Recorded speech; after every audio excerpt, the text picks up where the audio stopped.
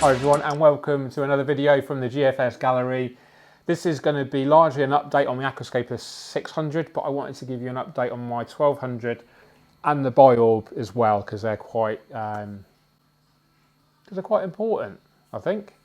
So the Biorb Air has been running for now a week and I'm very pleased to say that all the plants are still alive, which is pretty good going for me and houseplants. I don't normally get on very well with them. The only plant that's really struggling is the Utricularia graminifolia. Now this is a Tropico 1-2 grow aquatic plant and it's one that's been my absolute nemesis since I started the hobby. I've tried to grow it 5 or 6 times, always failed and failed again. So not sure if it's because it's just struggled to adapt to its terrestrial form, if the substrate's not ideal or whatever. Anyway, I'm going to get rid of it and maybe try it again another year. And all the other plants though are doing really well, very easy to set up. I won't go through the setup, just read the manual, very straightforward. There's one button that does everything, you just have to hold it down for a certain amount of time with a lid on or off. And you can control 3 settings of fan speed and 3 settings of humidity. And I have it on the highest setting for each. So when it's pumping out the mist, which I can show you now just by pressing this button.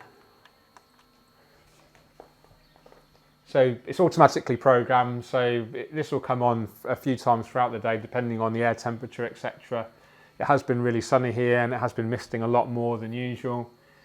So you can see the misting and it's on its highest fan speed, so that mist is getting blown around the Biorb really nicely. And the plant selection I've got, they prefer it much more humid, and also some of them like to dry out between the humidity settings, so this is why I have the high fan speed on as well as the high humidity. And it seems to be working okay so far. It's only a week old, so plenty of time to fail, I suppose, but fingers crossed it should be okay in the longer term. I am aware that the core compost doesn't contain any nutrients or hardly any nutrients, so in the longer term we may need to feed the plants. That's something I'll look into. Let me know in the comments if you've got any tips on feeding the plants for me. Okay, so the 1200, just a quick update. Thanks so much to everyone that replied, commented on the video, all about the crypt melt, some very interesting theories about why they melted. I don't think I'm ever going to know. All I will do is learn from it, and hopefully the scape will just carry on evolving into something, you know, potentially even more beautiful than it was. Happy to wait for a few months or so to see if the crypts do come back. But who knows, in the meantime, might add some stem plants, might add some plants to fill this ridiculous, it just looks ridiculous, so empty right now compared to how it did before. But yeah, just thought I'd give you an update, guys, because I know a lot of you kind of empathised with my a bit of sadness really on that one. So let's move on to something a bit more positive. We just have to be careful not to poke my eye out. Interesting, see more algae this way.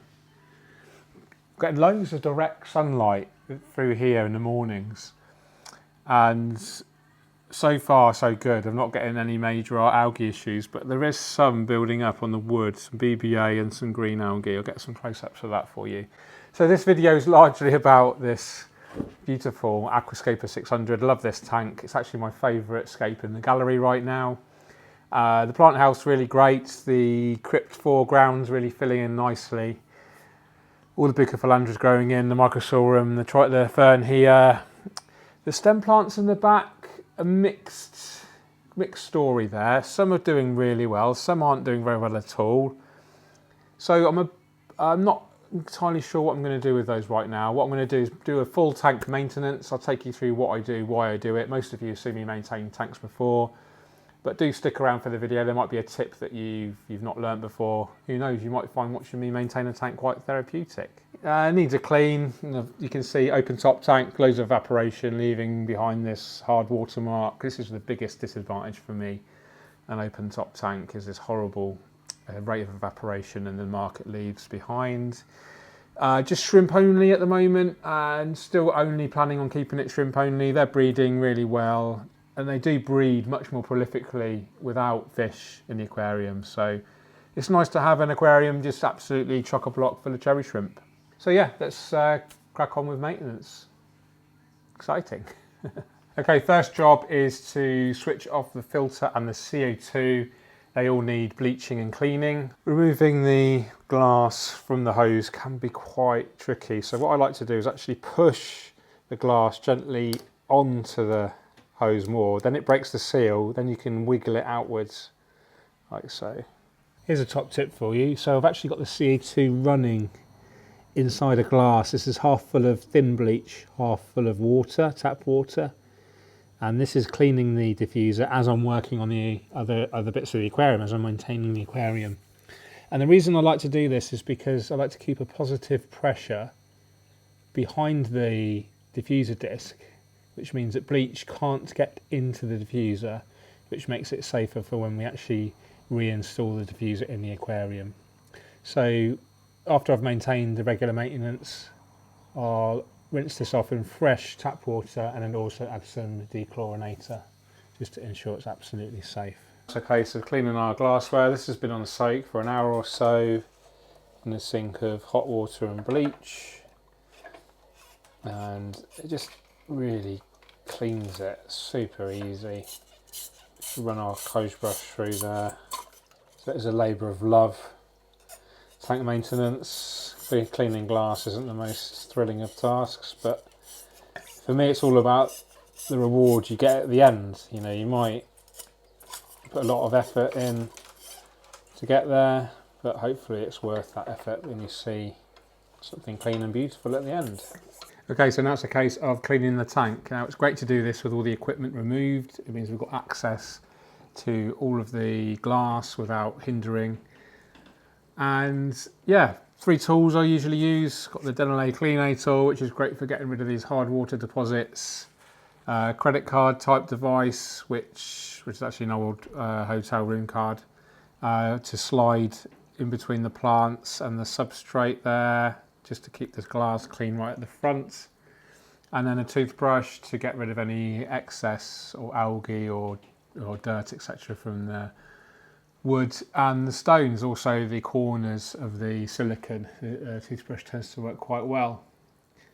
So no fish in here, so I haven't got to worry about catching any fish or anything like this. We can be quite aggressive in there. And then last thing we do is follow up with a huge water change.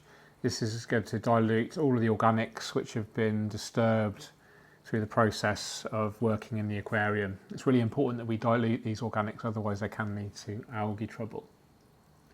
So let's go ahead and start off with using the Denolay Cleanator along the top here.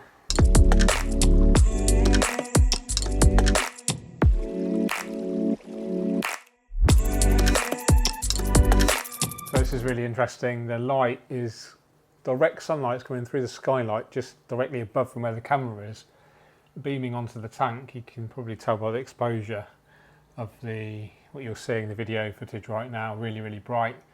And currently it's kind of hitting, the sunlight's hitting here, and you can actually see the bubbles, the oxygen bubbles coming off the plants. This is photosynthesis in action. The plants are photosynthesizing so much that they're physically releasing oxygen bubbles, basically, which is really cool to see. But for me, it's interesting to see actually, to spend a bit of time in the gallery and noticing when the light hits the aquarium, how much light it's getting. Could this be a potential source for algae? Sunlight is generally quite uncontrollable and very bright. Direct sunlight, obviously, is very bright. And yeah, we just need to keep an eye on this. Now, I'm running high CO2 levels. There's lots of fast-growing stem plants in the background. So hopefully these are able to deal with this excess light. Okay, so I've cleaned as much as I can inside the aquarium. We've used a credit card thing to slide in between the substrate and the foreground plants. This tends to get coated in like a green algae amongst the glass, so credit card's a great option for that. We also used the corner of the credit card against the silicone to get rid of some really stubborn algae on the silicone work on the corner of the glass, and then the Denolay Cleanator to clean the hard water deposits and also the glass in general. And during this process, you're releasing all this algae and organics into the water column, and now it's time to get rid of as much of these organics as possible by doing a big old water change. So Most of you have seen water changes before, I'm sure. Now what I like to do is, if I spot any snails or any collected organics, etc., we can siphon them away. Being careful not to damage the leaves, the plants, or siphon up any shrimp. Hundreds of shrimp in here now.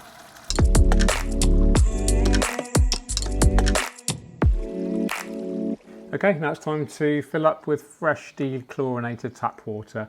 I only ever use tap water. These Neocaridina shrimp, super hardy.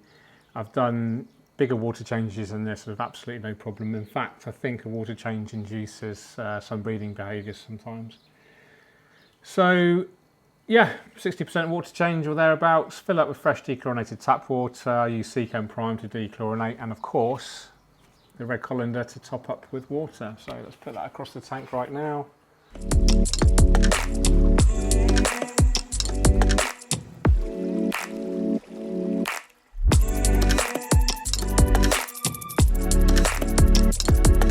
Okay, so we've refitted the equipment nice and clean, done a huge water change.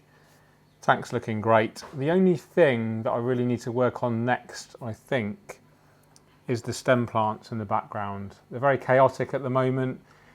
One of the species in particular hasn't been growing very well at all. It's the, I think it's Ludwigula inclinata Vietnam, and it had some bright red new growth. I've actually trimmed that off as an experiment and replanted it in a couple of portions in the front to see if it will propagate.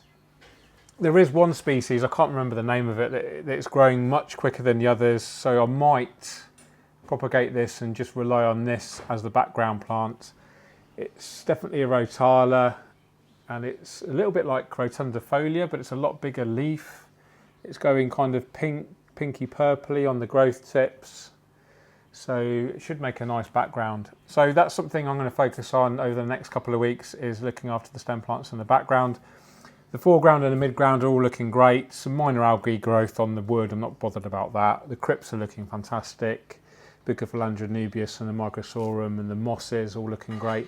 Shrimp are breeding like crazy, which is always good. Good sign of water quality, and everything's going well. So not much else to report on this one really. It's going to be a slow burner. I can see this one going for another 6 months at least.